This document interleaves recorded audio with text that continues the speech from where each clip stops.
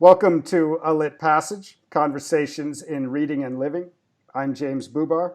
In the spirit of my guest today, we're considering reading in the widest sense, beyond books. We're thinking about memes, narratives, culture, history, ourselves, each other, feeds, pages, everything. I'm really honored to be joined today by Jay Van Sharp, who is one of the founders of MyUberLife Counseling. And I think it's really interesting, Jay. We'll probably get into this later, but I think MyUberLife Counseling was really, really ahead of the curve. A lot of the stuff you've been talking about for 10 years, I think people are just starting to talk about now. But we'll probably get into that. But I wanted to thank you for taking the time to talk with me today. I mean, personally, because it's hard to be away. I'm in Izmir, Turkey now. I haven't been in the United States in over a year, and I've lived here for 7 years. And it's hard to be away with so much going on in America. So I really appreciate you taking the time to have this dialogue. Maybe some other people who are out of the country as well can get this kind of on the ground, in the winds analysis that you can provide us for what's happening in America. And I don't know where to begin. I don't know where to begin. There's so much to talk Well, about. I feel like we could talk for hours, but I'll let you start. Where do we begin? I will say the for all the expats or all the people living abroad right now and watching through all the different lens of media, whether it's left wing or right wing or centrist kind of moderate. Um, what is happening right now in America, I believe, is that America is in a state it's in a state of dissonance. I think you have two paradigms that are interacting with each other um, for the first time in a medium in history that's not physical, which is the Mm-hmm. internet and social media. Mm-hmm. I think that's creating all these different externalities and all these different outcomes. But ultimately, what it's creating, it's revealing um, some of the light and dark side of America that's been swept under the rug through academia, through education, through revisionist history. So I think right now you have a younger, more progressive generation dealing with a very more conservative, older, and for the most part racist and suppressive culture. And which one is America, right? Which one is going to be the America for the next 400 years? I think everyone's feeling that kind of reality now because a lot of the young folks, when I say young folks, I don't only mean by age, but I also mean in temperament, Mm-hmm. is realizing that if they don't get involved, they can't afford to be apolitical or completely be dejected from the system because we've seen how much how much spin can happen with the internet and how far our constitution, our republic can go without checks and balances. The court of public opinion now, I would say the court jesters are now running the court of public opinion. So now the jesters have become the sages.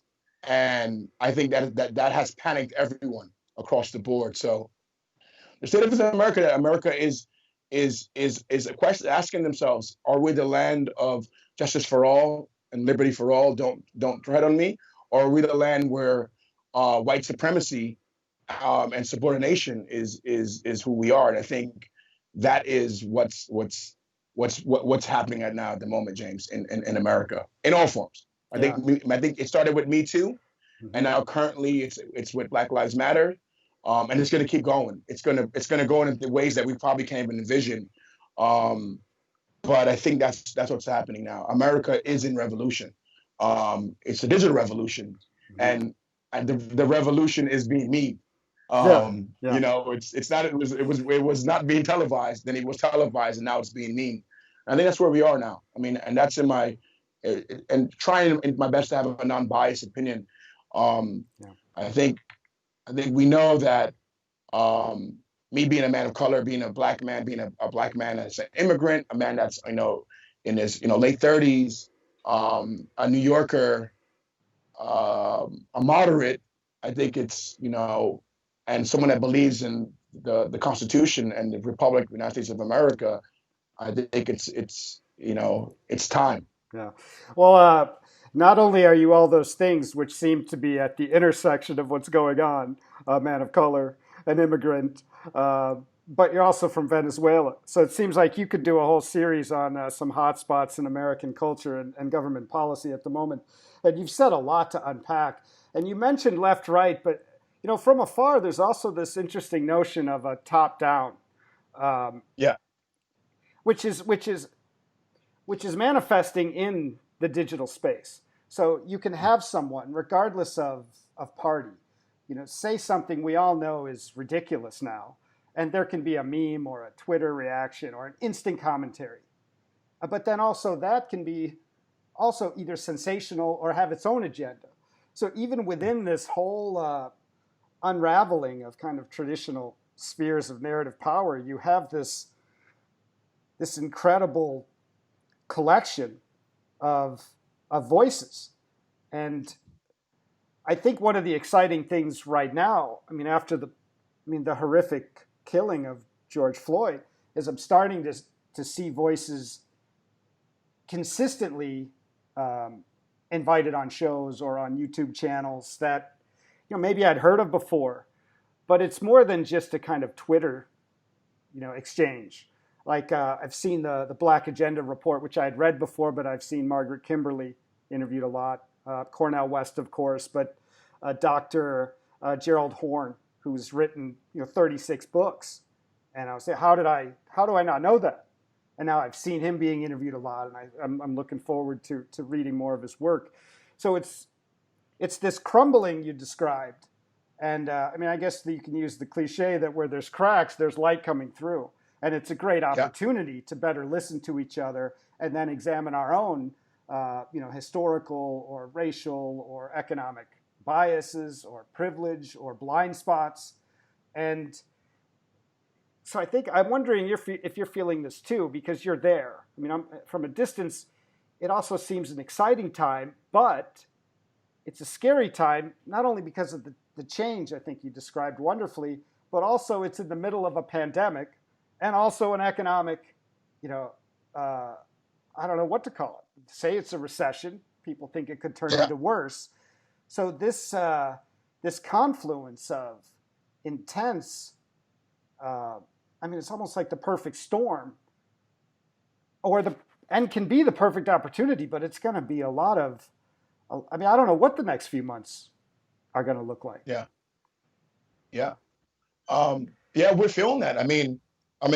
Any person that knows a little bit of history, being in my family's particular history in South America, Mm-hmm. we've experienced. We are the direct results of um, slavery, genocide, rape, torture, colonization, Yep. emancipation, liberation, liberation to capitalism, liberation through socialism, um, dismantling of both um, coups, revolutions, economic collapse, inflation, stagflation. My family are direct descendants of that history. Yeah. So naturally, America was the safe harbor, for my parents, and Mm-hmm. a lot of my family.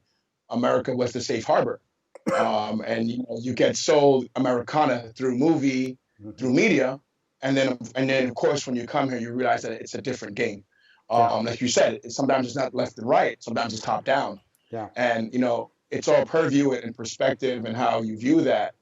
I think everyone rationalized the abuse for a long time, Mm-hmm. whether you were a woman or gay man or black or a white, southerner, or or a intellectual elite, or everyone rationalized the lie, Mm-hmm. right? What is America? Is Mm-hmm. America white for white racists, or is America for justice and freedom and liberty for all? Is Yeah. America a place that for capital markets where people can thrive, or is America a crony capitalism and corporate socialism disguised as in capitalist rhetoric? That's all. That sentiment is not even um, subvert. It's not even underground anymore. People now have the language. I think the good thing, James, you being a man of the word, the internet is a great teacher of frameworks.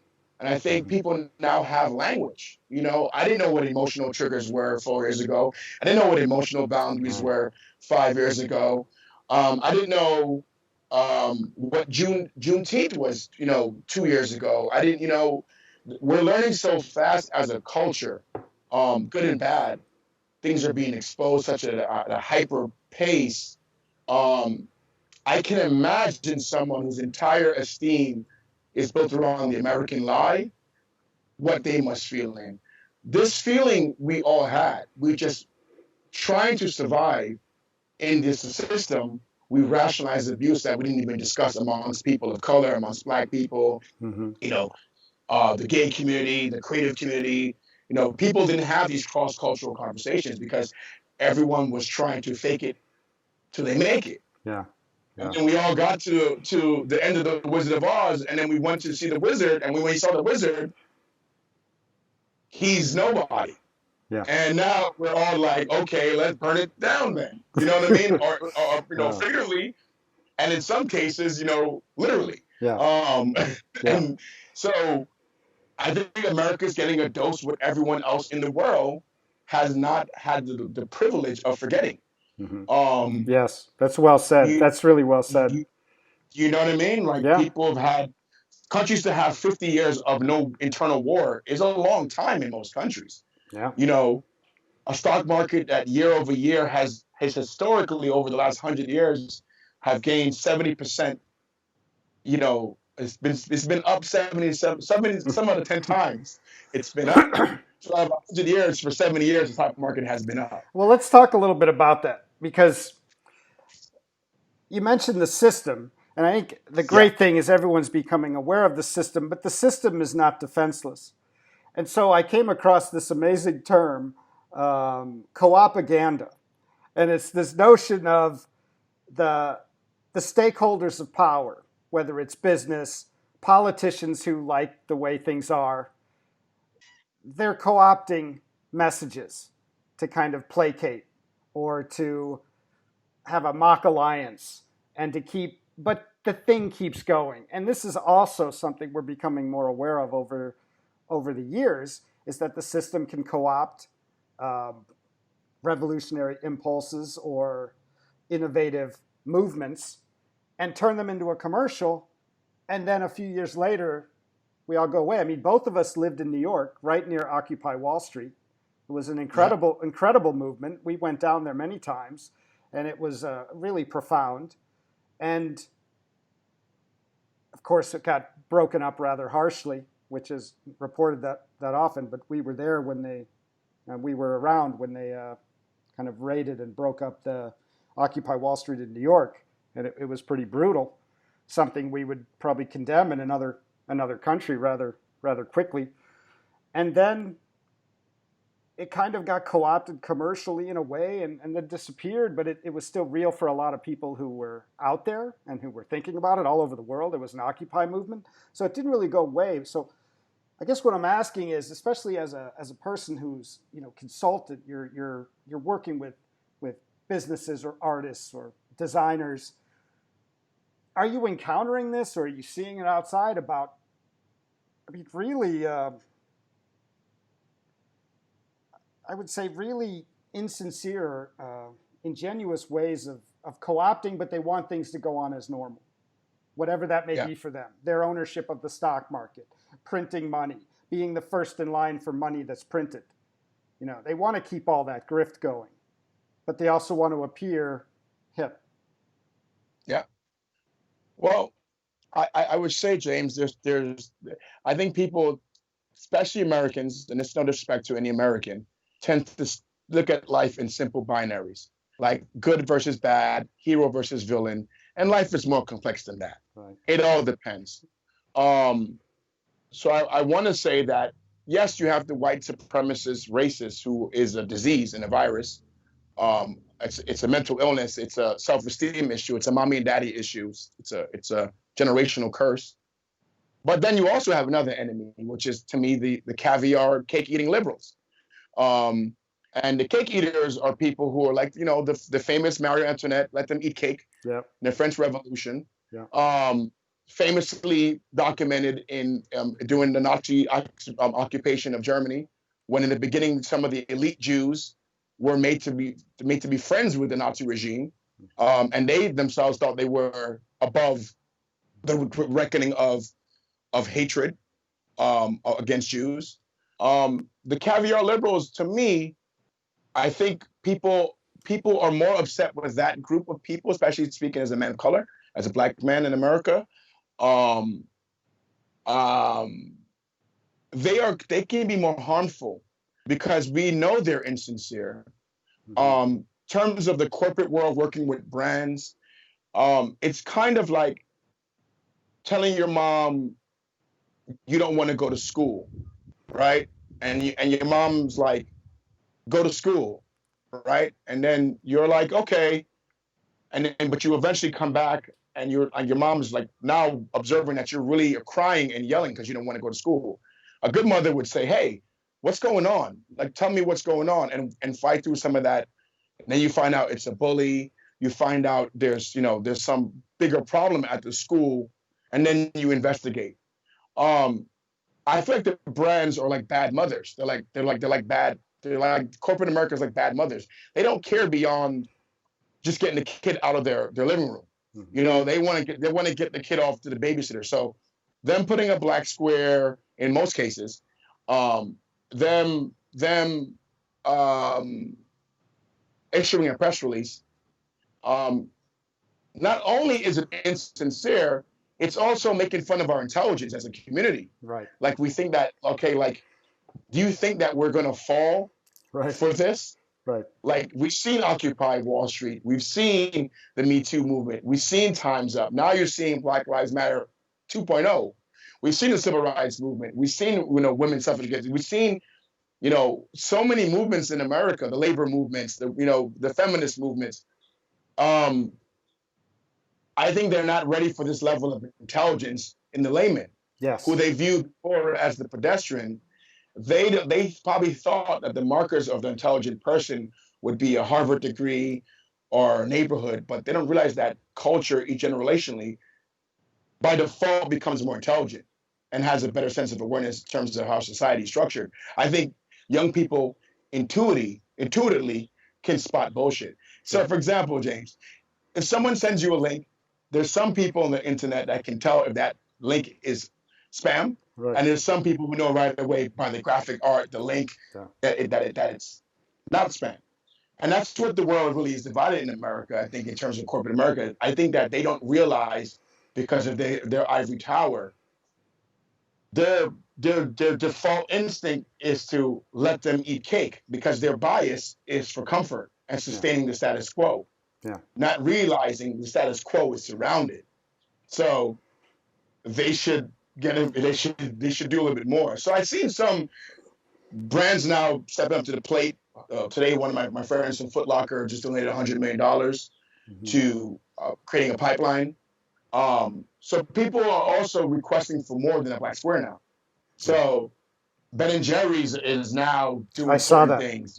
I saw A that. lot of people are like the ante is being it's every day a corporation now is saying, okay, no, we're more sincere, and the people are saying, no, it's not enough. Yeah. We're Well, more sincere. yeah, and this reminds me when MyUberLife, this was going back 10 years ago, and you guys were talking to 12-year-olds, and you were spending your nights on the streets and standing in line and talking to club goers and working in these circles, because I think something profound that you guys discovered is that corporations, as much as they talk about a relationship, they really, it seems to me, want to create a consumer that is almost that's dependent on them. And Yeah, that's not as sincere as what that move you guys made, which was to help them build relationships. yeah, And with I mean, you had mentioned tribes or cultural slices, and really build that relationship. And I think that was a big. I don't even know if you were the only guys doing it, but to me that struck me as a big innovation in how you're meeting and building a relationship with people who you could call customers, but it was different than creating a consumer that you wanted to behave in a certain way. So I'm wondering if that's how you see it, and also if you see that that is kind of really a swell right now. I mean, really a kind of a tidal wave that they have to understand. These organizations have to understand the relationship building about what people have been through, what their desires are, what their pains are, what their struggles are, rather than talking the talk, but really just creating someone who will, spend the money as you want to. Is that an Yeah, accurate way of talking about it? Do you see I that think it's shift? well. I think it's well said. I mean, if you go into any marketing chart, the first thing they do is tell you to do an empathy chart, right? We were teaching that empathy charts 10 years ago. Right. What's the pains and the gains of a person? If you don't take the elevator down, you can go to the ground floor and then go home, or you can go to B1, B2, or B3 and really see what's cooking. And I think for you to be able to build and create value in the community, Yeah. for the most part, especially in a world where everything is kind of been created, like there's no real big innovation or invention, right? It's another pair of blue jeans, another sneaker, Yeah. another neighborhood to move to, another vacation spot, another piece of jewelry. You have to really understand the sentiment behind human beings, and most human beings fundamentally want to feel loved, feel recognized, feel acknowledged. Things that we talked about years ago with Abraham Maslow. You know, Mm-hmm. and then you go. That's for people who may even have the privilege there. There's some people on the earth who don't even have drinking water. Yeah. A lot of them. Who don't even have freedom to have their own sexual lives to be decided, or sexuality to be Mm-hmm. decided. So if you as a brand, or as an owner, as a chief marketing officer, are operating under the guise that everyone's on the same level Mm-hmm. and that you can trick people, Right. you're gonna. It's not. You said tidal wave. I don't think it's a tidal wave. I think it's a tsunami. I think Mm. the wave has just gone back. Mm. The wave Interesting. hasn't really hit yet. Right. Right. You Interesting. know, I Yeah. I really think that people don't realize that every single human being on planet Earth is vulnerable. Yeah. If you're operating under any guise that you are supreme, or you are in control, or you are can dictate outcomes, that's a vast over arrogant simplification. That history has proven that. I mean, there's species on the planet that were the most dominant on Earth who were completely exterminated. So it's not even like this is like philosophy. This is science. Yeah. So but of course, privilege creates arrogance, Yes. right? Huber. Subjugation creates yields. Yeah. Slavery created yields.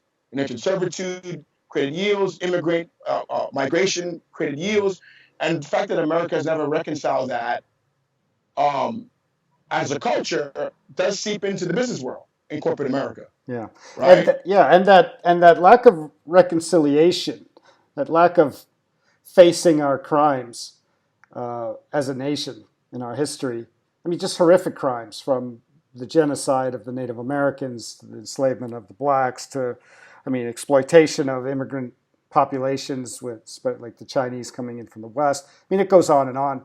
And without that reconciliation, I'm not far right now. I'm near Ephesus, and Izmir is one of the great ancient cities of the world, and not that far from a term that comes to mind called hubris. It's kind of its Mm-hmm. outrageous arrogance, not just arrogance, and doomed for a downfall. And I Yeah, think, in some sense, that's coming. It's happening. yeah, There's multiple events pouring into one. I like the image of the tsunami, but this perfect storm, and it's a reckoning, but it's also an opportunity, whether individually to look inward, to have conversations like this. You guys, I do need to give you, you and your partners, Quasi and Winston, have done a great work with your feeds. Instagram, I'm seeing most of all, and just pounding out material. And that's been really helpful for me personally, being so far away. And that is what the work people are doing in that way. I mentioned you guys, is as profound as some of the mainstream media sources, regardless of left right. They don't have Yeah. necessarily the same skin in the game. In fact, they may not have skin in the game. They may be happier to just have things, maybe have a little protest going on, but then let's get back to our normal path of narrative control and wealth inequality, because they're part of, as much as they're part of the status quo. Yeah. I think. Which I is mean, why, sorry, which is why we had the Senate vote 96 to nothing for the CARES Act, which generated trillions to businesses and big yeah. corporations to get in line first for free money. And then say that we're not a socialist country, Right? Yeah. Socialism's bad, right? Jay. Socialism Socialists, is bad. Um, except if it's for the rich. right. As Gore Vidal said, socialism for the rich, capitalism for the poor. Yeah. Yeah, Yeah. And I mean, have your $1,200, and living in New York, you know that doesn't go very far, but probably you nowhere that can't even goes buy very Chinese far. food with $20 living in New York City. Yeah, you know, yeah, yeah, that's that's dinner in a movie. yeah, yeah, Living in New York. yeah, yeah. It's And I've been here it's more than outrageous. half my life. It's outrageous, and I remember very clearly during the last financial crisis when everyone voted for the bailout of the banks. I mean, everybody, both parties, and whenever both parties get together, especially if it's unanimous, like 96 to 0, I get really worried. And this is a big worry, not in the sense, and you can really help with this because again, I'm far away, but uh, obviously there's tremendous and justified outrage with what's happening, not only with the murder of George Floyd, but these other just and I was reading about today. It's just horrible situations one after the other. And there's economic outrage from people losing their jobs, and there's fear of the coronavirus. But my worry is that, and it's not a conspiracy theory, it's just an opportunism that the system or the status quo or the quote unquote ruling elites can take advantage of, where they'd much rather have us out maybe fighting amongst ourselves or doing things over there when they can go on and completely have nobody talking about as much the financial trillions that are going to corporations, or maybe not be held accountable for certain things they did in the bailout package, how little it was for people. So I'm just worried about talking about co-opaganda. I'm worried about it a bit from looking afar being used as a convenience for the status quo to kind of sneak on by and continue their games over here while the rest of us are over there. And I'm wondering Yeah. if I you mean, sense that, or do you sense more of an interconnection where these protests are aware of, this financial literacy that we have to generate, which understands that the crimes that are going on right now against our wealth in terms of wealth inequality. I think people.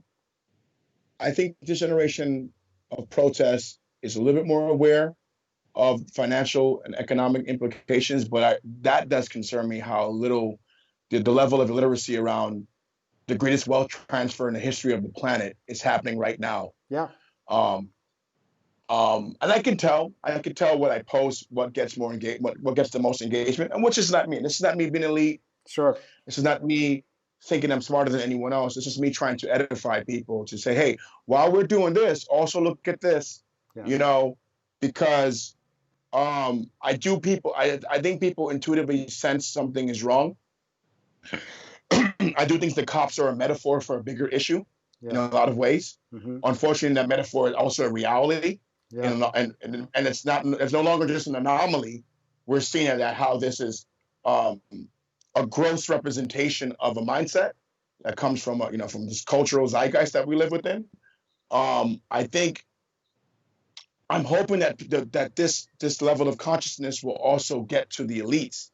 I think that's the most concerning thing for the elites because yeah, I read a quote from Lyndon B. Johnson that talked about the poor whites mm-hmm.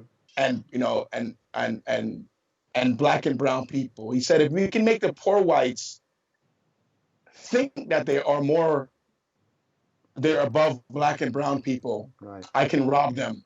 Right. And then more importantly, I can have them give me their money Right. just for the sense of of a sense of pride.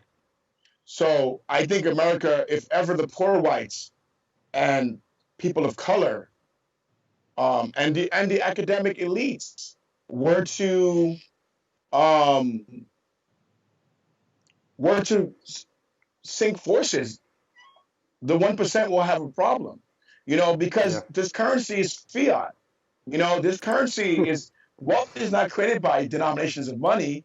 Yep. It's created by production. Yeah. America does not produce much.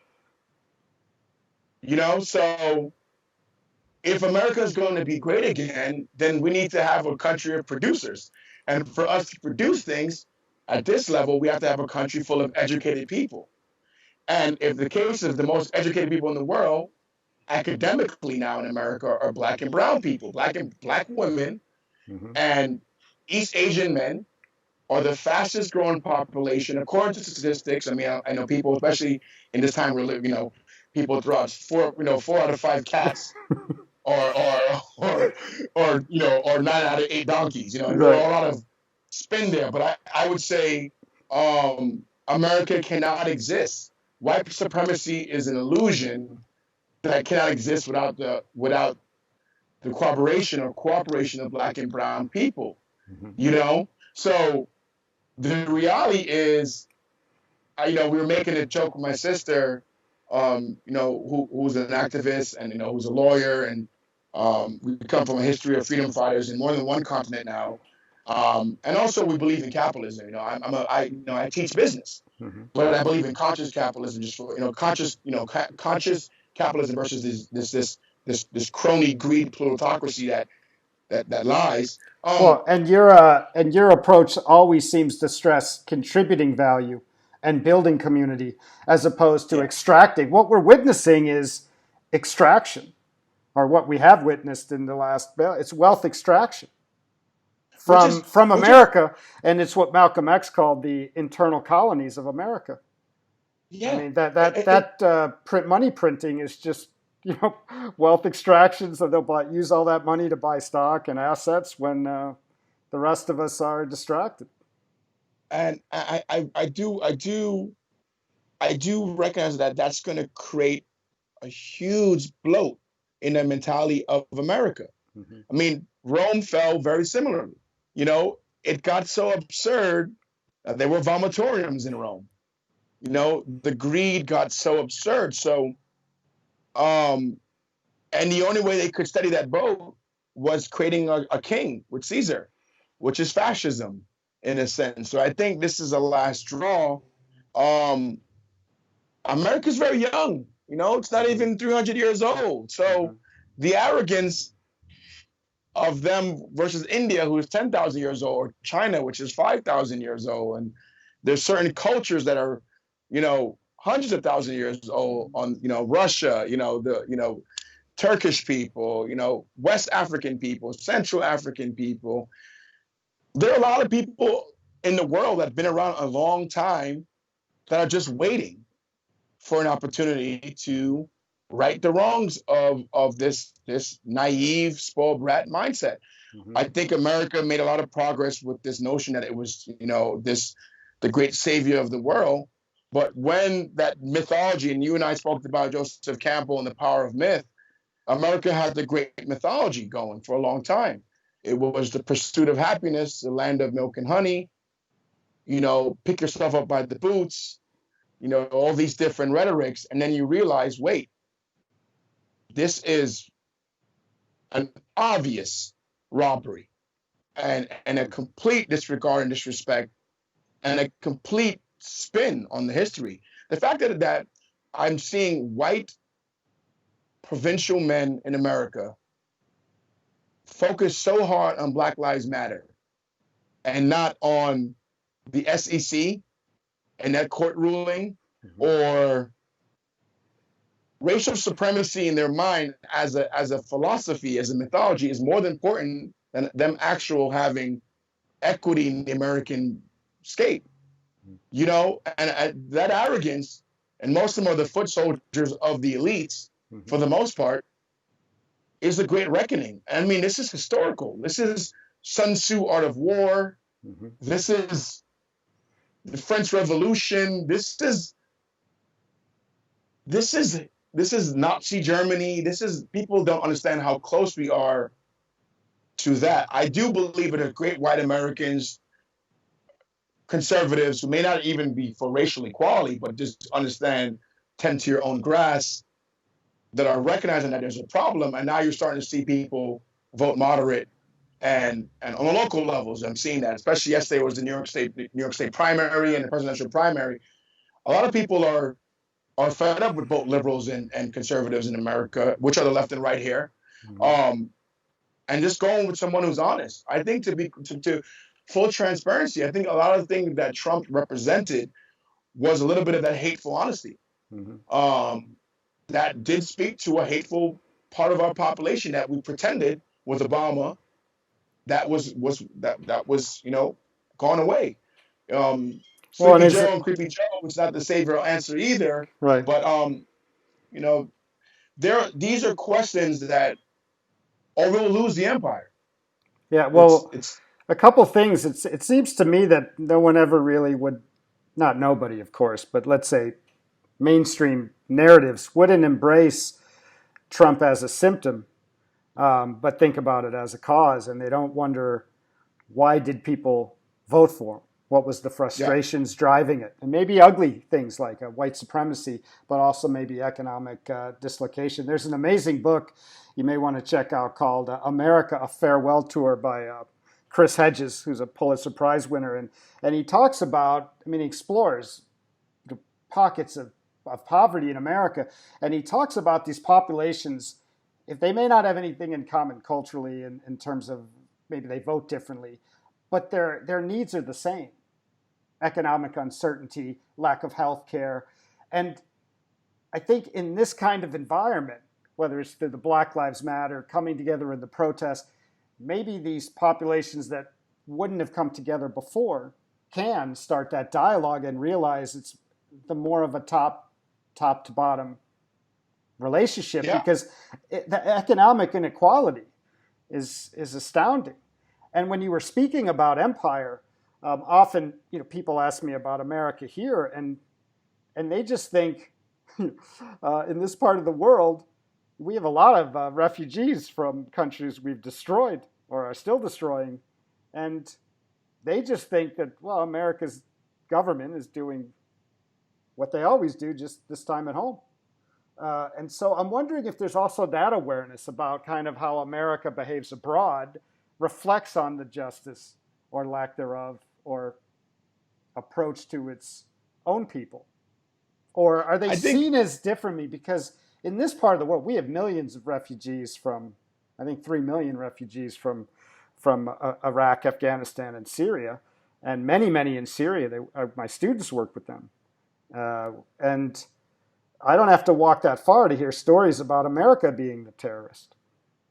And so I'm yeah. wondering if this same awakening, whether it's from a black or brown person or like a white person reflecting on their privilege or their biases, I wonder if if you think that same reflection can turn, because of all this conversation and unraveling, if it can turn to awareness of crimes abroad.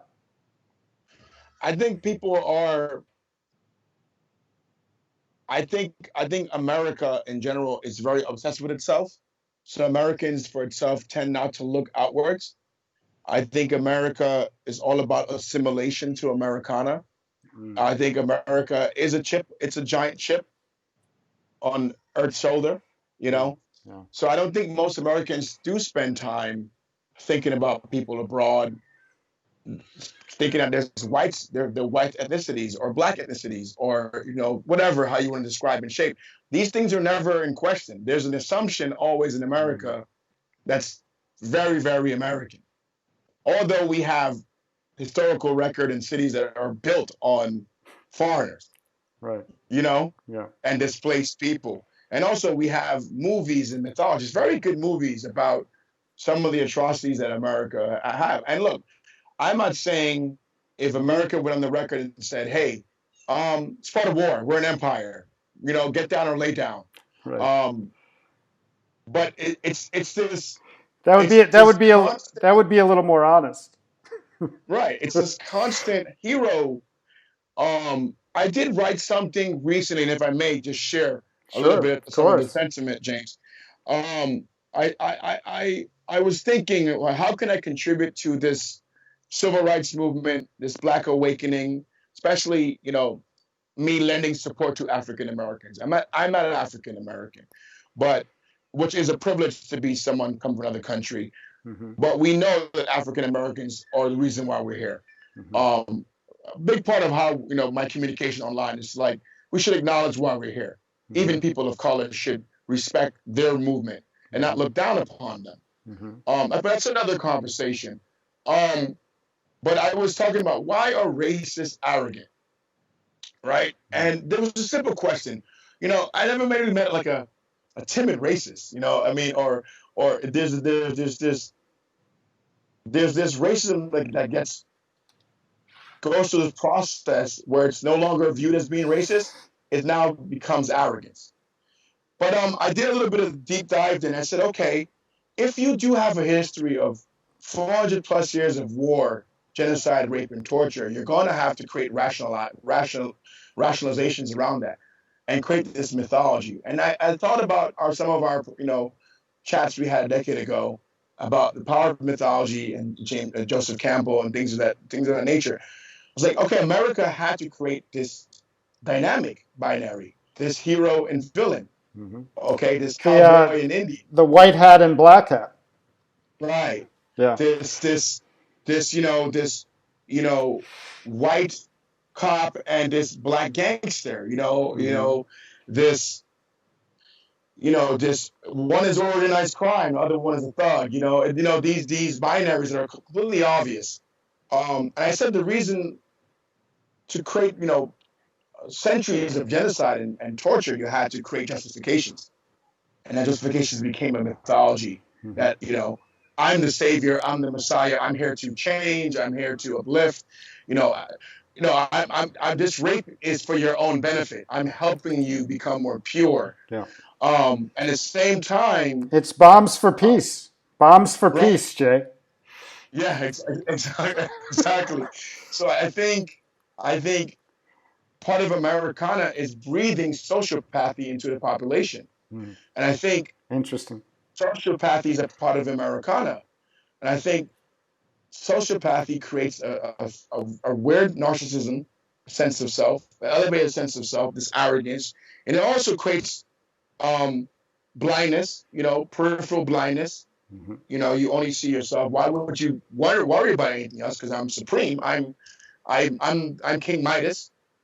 And also, if you're challenged, it creates these extreme reactions, these cognitive dissonance, right? This cognitive scope limitation where, well, if I challenge and make you feel that your narrative mythology is Superman is not real, he's a comic book character, that Jesus was if he was real, he was born in Palestine, and you start challenging some of this apparatus, Yeah. how triggered people become, Yeah. particularly people who were bred into this sociopathy and this mythology.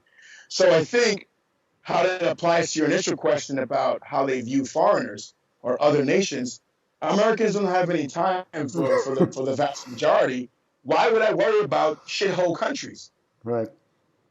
And that's very dangerous just as a military strategy. Well, Or as it's also I mean it is unwise. It is unwise in long term. It's also criminal and projection and dehumanizing. And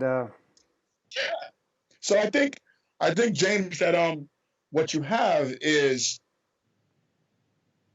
a realization, an awakening that, oh boy, all the privilege that I have is because we've had X amount of years of free labor, yeah. seized lands, Yeah. bombings, immigrants, and that's okay. It's okay. I mean, I love America, James. I'm not Me too. anti-America. I live here. I love this country. Hmm. You and I can be friends because of America. Hmm. We can build things together. We can explore things together. And we can So I have do love this can country. have this conversation critical of Right, America. right. That is a deep value of, I mean, which you hope comes through even further, this sense of criticizing and learning from and deconstructing our own crimes in our history. I Yeah. mean, that's part of free speech, free inquiry. And that's why when people were saying, and my family is very controversial because we believe in the Constitution. There's lawyers in my family, there's people, medical people in my family know, you know, uh, government people, politicians in my family, and of course revolutionists and freedom fighters in my family, and we believe in this document. And the militia marching in Michigan, which was a news line, Hmm. I had no problem with that. That's their right, Hmm. but because I know that right also gives us the right to march in the Black Lives Matter movement. Um, I think it's so fascinating how people assume, again, the narcissistic reflex of this bred sociopathy, that when people hear Black Lives Matter, their automatic narcissistic reflex is that, well, I matter too. No one ever said that you didn't matter. Right, You right. know, and I've always said, I use the analogy. If I said, if your wife asked you, am I the most, if I'm the most beautiful woman in the world, and you responded, well, all women are beautiful. What you do to you? Yeah, You know, it's yeah. it's it's it's it's taking focus onto that, and I think that triggering that response is a a Freudian slip, a neuroses that is tied to the history of America. And America can never go away from its history that makes it this great empire if it doesn't understand it's the blood it spilled. Yeah, yeah. And Well, and it's also an amazing teaching tool when you think about it, because if you do hear the term Black Lives Matter, and because it's all about examining ourselves, we're all full of biases, and we have the system inside us. We have sure, personal histories that have affected us. So that term Black Lives Matter, I mean, never mind the movement, but what's so powerful about it is when you hear it, you can read yourself and start examining your reaction and very quickly realize if your first thought was something like, well, all lives matter, or then you realize there's something else going on. And yeah, when you do look deeper, you start thinking about that analogy you said, and you have to get to the understanding about the particular message of Black Lives Matter, the particular just crime of hundreds of years of brutalization of African Americans, of slaves, and now you end up here as an immigrant, and you are often treated differently because of your person of color.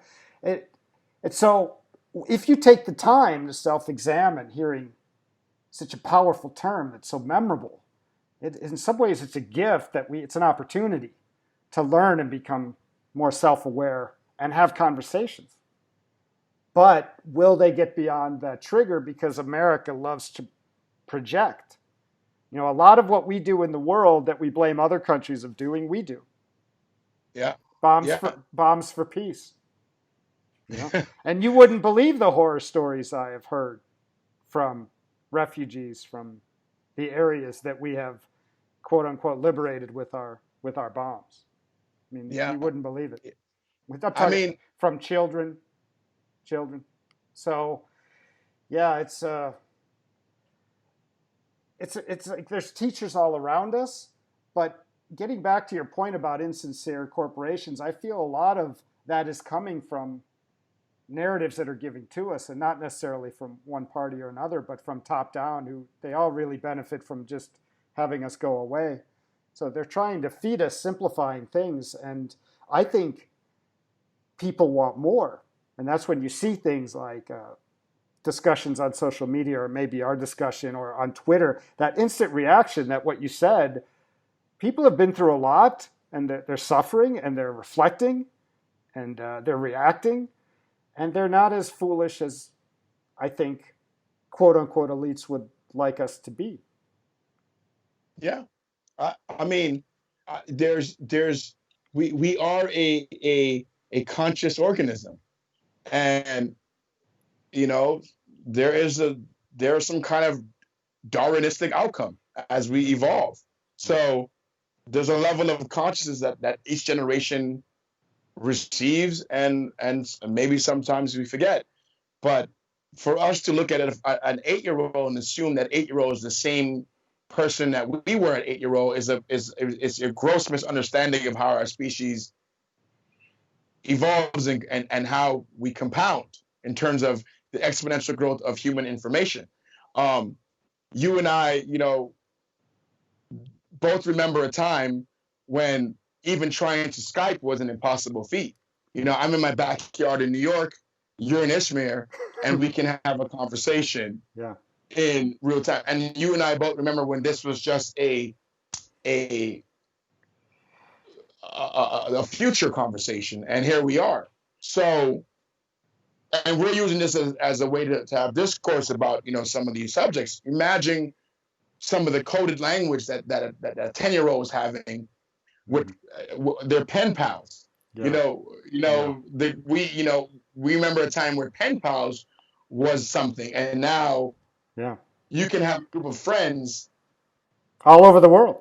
in the world Yeah. sharing stories and information, and then here Yeah. you have a 75-year-old white man on TV telling you that we are the greatest thing that ever happened to the earth, and everyone else is the devil.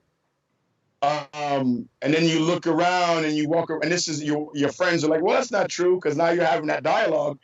You're not going on a Disney World cruise line for the first time as your first trip outside the country. You're talking to someone who's 11 years old from your Instagram feed, and you're having a dialogue on TikTok from the other side of the world. And you're like, no, I just made a friend from someone from Kenya or China or Iraq or Afghanistan or Russia, and I don't hate that person. And then so now you're questioning the dialogue of the elders, and their behavior is not really supreme. Yeah. It's really the opposite of supreme. It's very basic, and it's very disgusting. And I don't think any leader has no fault, but I think one thing all great leaders had was the ability to inspire a population to under the flag. And I think right now this is the most divisive time I've ever seen in my life. And you remember, I'm from, my passport says Venezuela, so I'm not speaking, That'll be as some academic nerd in school about some history. You've been to Russia, James. You'll live in Ishmael. We know different types of government. America is not without sin. and it's never been easier to look beyond the dehumanizing narratives that governments or other powerful interests want you to accept and just go about so they can go about their business, which is usually extracting wealth. Yeah, yeah. Yeah. But here's what I think, James. That's the big emperor with no clothes on. And excuse of all the puns and frameworks, but that's how I like to view things. They're just printing money, and they're buying up assets. Technically, they're printing currency because Yeah. money needs to be backed by something. Yeah. It's just currency. Yeah. So a lot of people have a bag of wind. Yeah. Did you with see the that? women around? Did you see that amazing meme with the printer go burr? Yeah. Yeah. Everyone in the world has seen that. That's what's so interesting about discourse nowadays is you can have the chairman of the Fed go on 60 Minutes and talk about this position he has about we can print as much as we need. And they asked him, do you just print it? And he said, well, we just digitally move zeros. Can you believe that? And then right Yeah, away, I don't know where it started, and it's brilliant that you can't really locate who maybe. I guess technically you can find out who was the first, but it seemed to be everywhere about yeah. this this image and multiple then reworkings of this image of this Fed guy just printing money out like an old Xerox printer and just flying money out. So yeah, they're just printing currency. Not to go And, off on and, a I, tangent. and I also think wealth, and even though all the economists may ignore this, they still need civility to operate. Yeah. Because let me tell you, the price goes way up when Atlas shrugged. Yes. You know, when the Mexican laborer or the Jamaican nanny or the Dominican masseuse or the Russian limo driver or whatever it is, when All of people them. just get All of them. what All of them. what oh, Yeah, and we've look, never. I mean, we've never been closer to have maybe everyone realizing the yeah, game, the grift. This is what concerns me um, about about the about them the kind of the status quo being happy that people are otherwise engaged, as justified as they may be, at being outraged. But are they happy that we're not looking at them yeah. Um, during I this think this printing? the last level of this will be the boycotts. Yes, Um, yes, and boycotts are both boycotts will will expose yep, and humble. I yeah, think people don't remember in the civil rights movement in the 60s in America, there was a year and a half boycott. yep, Um, so it's in people. yeah, And right now, people don't have money in the States. A lot of people don't have money. A lot of people have been unemployed or furloughed for months. Um, so I think when Americans, particularly to me, the poor white Americans, will be the last to know at the party when they realize that coal jobs are not coming back. Um, you know, a lot of jobs may not be coming back. yeah, slaves are not coming back. This is not the same. This is not 1942. This is not 1807. Instead of fighting for a Confederate statue Hmm. and a symbol of mediocrity, because that's really what this is. You lost, so it's a plastic medal for participation. Hmm. And, trying to spin these narratives, people should get focused about skill. Hmm. Because while America is having this inner discourse, we coexist in a planet of other nations that are making moves. So Yeah. um, the concept of Americana will have to. Sometimes I wish, James, I was American, so I can run for office somewhere. Yeah. But I think the new concept of Americana needs to be a new mythology, a new ideology, and that ideology should be somewhere about creating a future world that's safe and productive forever for everyone. Yeah. Something that is more altruistic than Hmm. invasions and conquering, Hmm. because we can, Hmm. because we have been participating economically in that way anyway. Hmm. Why not participate that way socially? I know it may sound a little bit New World Order, but let's just come to Jesus moment. That's what we've been living in, Yeah. and there are a lot of people who don't get that, and they're going to suffer. They're Hmm. going to suffer because ultimately Trump or Biden is not going to. Two men in their late 70s will not understand how to operate like a man in their 50s, their 40s, or their 30s, 20s, or definitely not a teenage male or a woman, and all the nuances it takes to be a leader in this space. I don't know if power unchecked can exist into what's the word in into a forever place. Hmm. I think eventually it self destructs. I mean, I'm hoping that history will apply, I don't want America to crumble, James. I don't. I mean, I don't want to be living somewhere else. I don't want to be worrying about utilities like in other countries. Well, Um, one of our favorite works, uh, which we talked about for many hours, is Khalil Gibran's *The Prophet*, and he says, "Pain is the cracking of the shell of understanding." And one of the yeah, things yeah, that gives me a lot of hope.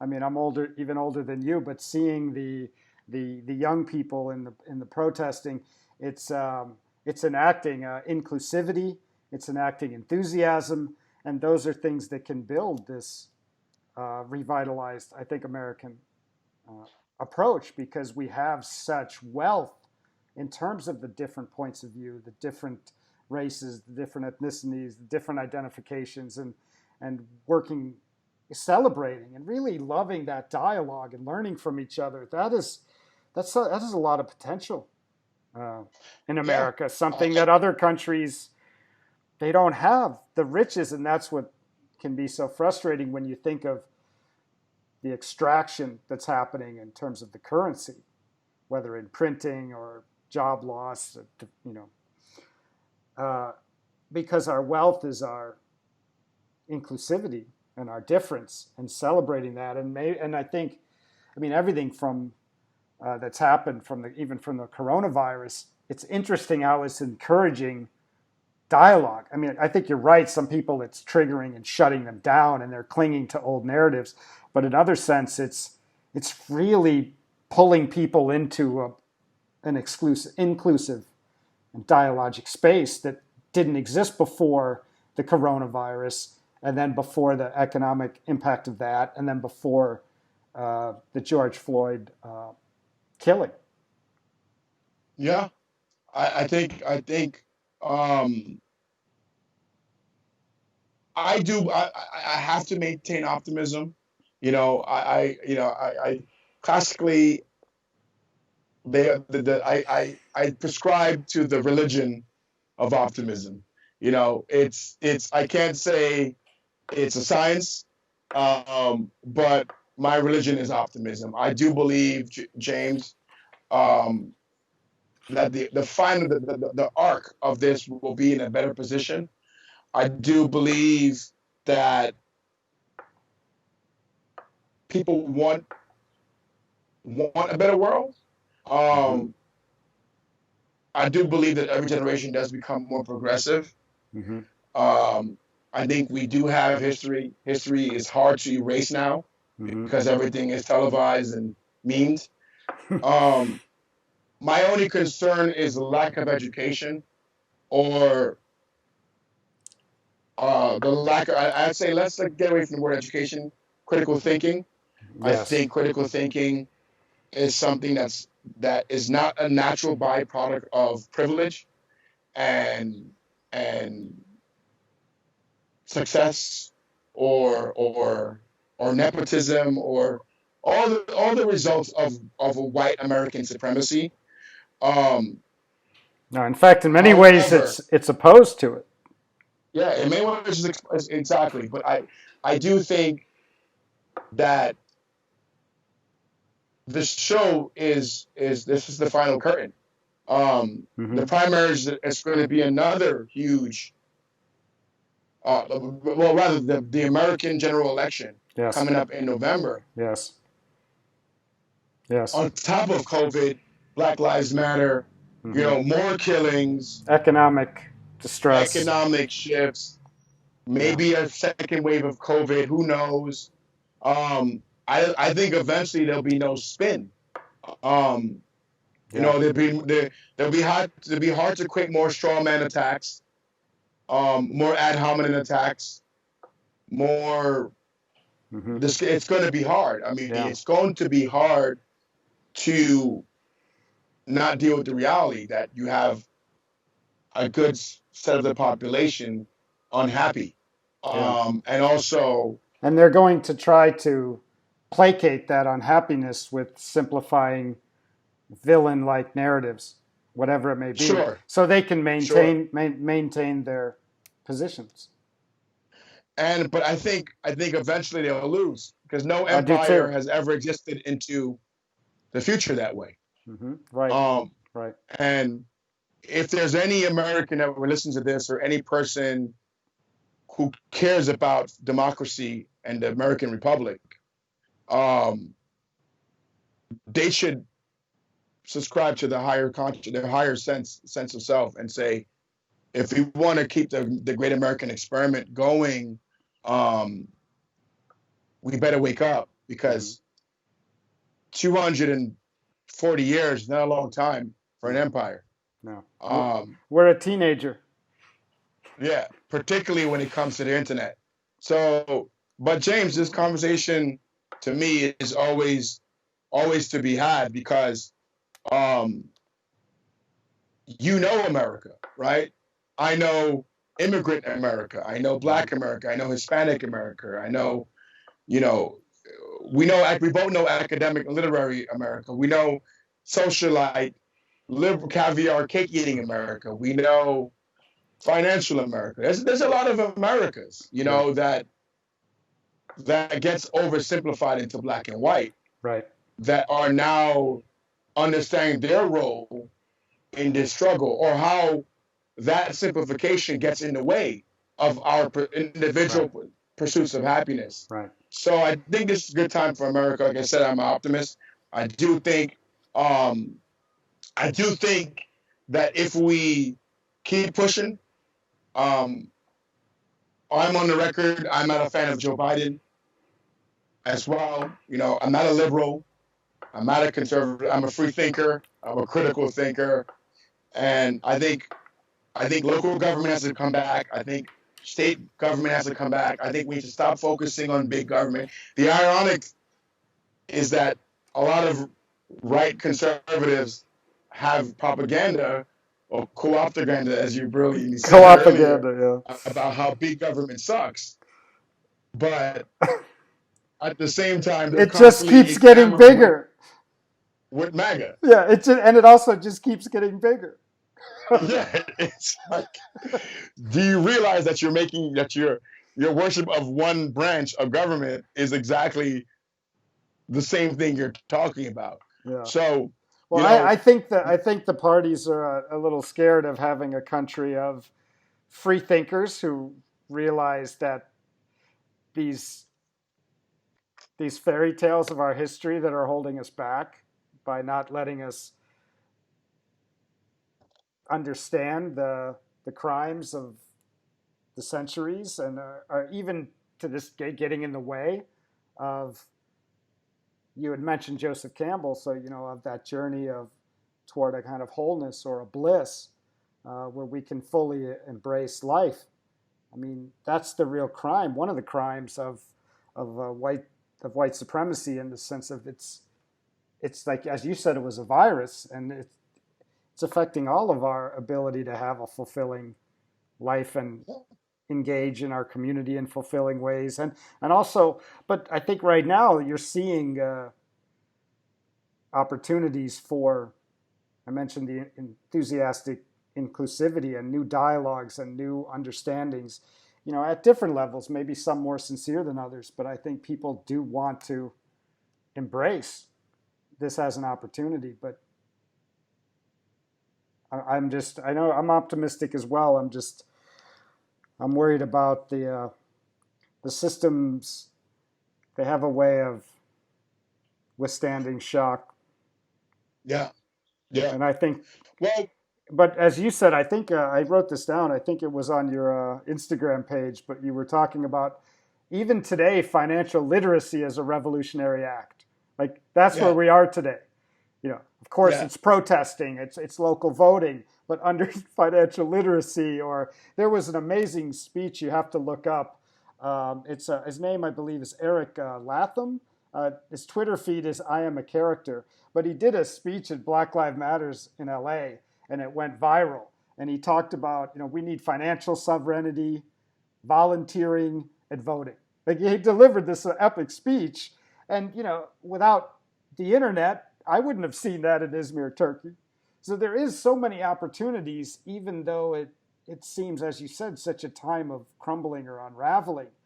And then he ended up going on this show, the Kaiser Report, Max Kaiser's show, and he's a Wall Street kind of heretic in a way. He runs his own financial show, but that's another example of the memes. I mean, these things can swell and spread. That to me at least gives me hope if there's the kind of enthusiastic curiosity to understand uh, other people, to develop your empathy, to self-examine your relationship to power and history and privilege. Yeah, I think America needs therapy, and part of that, the beginning of therapy is confession, is Yes. understanding, Yeah. you know, what we've done as a culture, and then within the culture, what has happened, and and and that goes. and what we may still be doing, even if it's thousands of miles away from our borders. Yeah, it's an ideology that we're offering around. We're programmed machines Yeah. with a certain chip, Yeah. on our shoulder. But Yeah. here we are, and arrogance. And I guess that'd be like the last remarks, James. Um, Arrogance always goes before the fall. You Yeah. know, Yeah. and foolish pride. Yeah. So anytime me, as a strategist, as a consultant, put together any plans or rest on my laurels from a couple of years ago or a month ago, or I know I'm bound to fail. I'm so paranoid of my own arrogance Yeah. that I train empathy and humility into my approach, because I don't want to have any blind spots, because all I'm seeing daily is arrogant men, mostly white, but of all colors, being Mm-hmm. exposed Yeah. every day. Yeah. And if the reckoning is coming, and the Grim Reaper is I call it the Cancel Reaper. If the Cancel Reaper is coming, if you don't have empathy and can feel, if you're a sociopath, at least you should be self-centered enough to do the right thing where you can Mm-hmm. not be exposed, because it's coming. The culture is brilliant. Karen and Kevin, this new meme about, calling privileged white women Karens, Yeah. and, arrogant privileged white men Kevins. It's the culture of the internet is so, it's an organism, um, and it's brutal. It is as violent for justice as violence for injustice is, Mm. and it's psychological. So I think everyone should be spending the time right now to be doing the right thing. Yeah. Um, and if you're in the power play of the world, and you're in the dynamics of the world, we need to be more responsible. I think men need to be responsible. I think people who have privilege should be responsible and aware of it. And I do think the key takeaway for any corporation that I'm talking to is empathy, listening, and understanding the history of the peoples you're dealing with. And I don't mean I'm James Bubar and I live in Ishmael. I mean, who is James Mm-hmm. Bubar's pain? What is that gain? What is the history of his peoples? What I need to understand, Mm. because if you don't, the townspeople now have rocket launchers. Yeah. Yeah. And You know, that was beautiful. That was really beautiful. The notion about humility.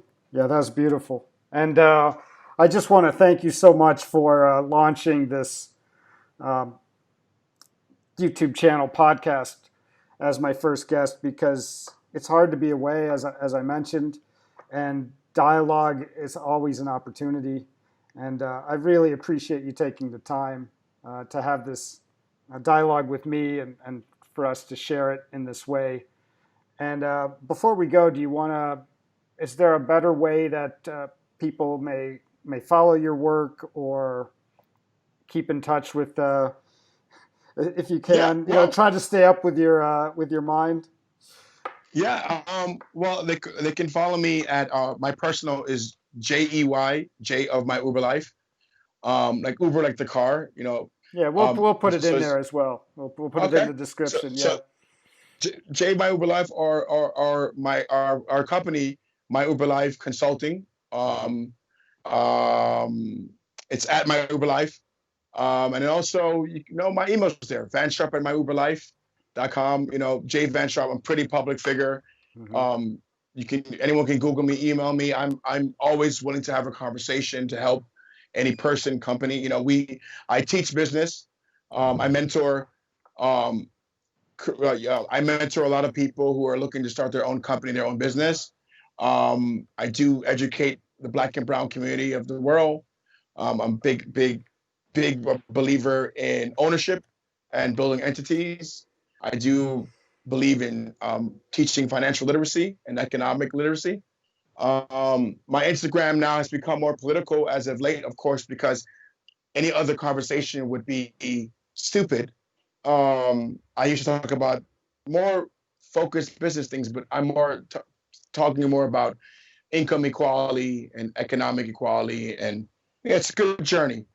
So my brain is at myuberlife.com, at myuberlife, and my IG at J of myuberlife. DM me, call me, email me. Yeah, and your Instagram page, you've also been really good about spreading resources as well for people who want to engage in activism or increase their understanding.